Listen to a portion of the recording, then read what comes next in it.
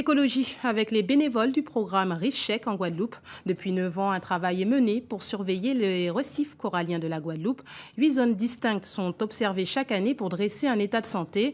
La dernière station a été inaugurée il y a quelques jours à Bouillante. Guillaume Desmal, Rémi de France. Sur une zone définie par cette ligne de 100 mètres, les bénévoles dressent un état de santé du récif. Coraux, algues, poissons, sable, chaque observation est notée sur une plaquette. Toutes les informations seront bancarisées au niveau local, national et même international. Une opération renouvelée chaque année au même endroit.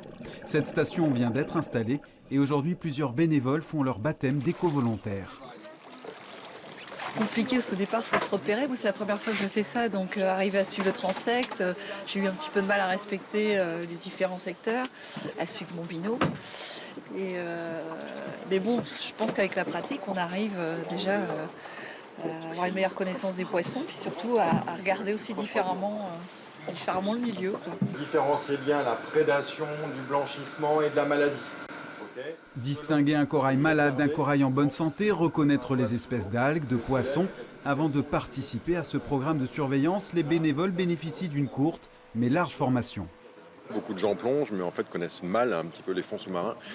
Et donc là, à travers ces indicateurs de ce suivi Reef Check, le but c'est de les former aussi. On déborde un petit peu des simples indicateurs qu'on a besoin pour les plaquettes. On leur parle un petit peu d'écologie, on leur parle de blanchissement, on leur parle de maladies, on explique comment ça se passe, on explique pourquoi les poissons sont là, pourquoi ils ne sont pas là, l'impact de la surpêche, des rejets, de la hypersédimentation, des rejets de dragage, tout ce genre de choses. On leur explique tout ça.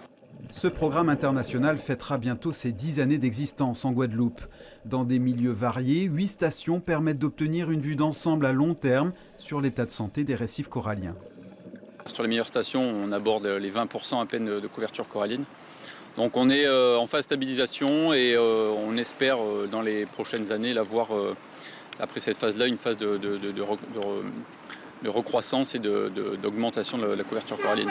Au-delà de ces missions de suivi et de sensibilisation, ce programme doit servir également d'outil pour les collectivités locales afin de mieux gérer et restaurer le patrimoine naturel de l'archipel.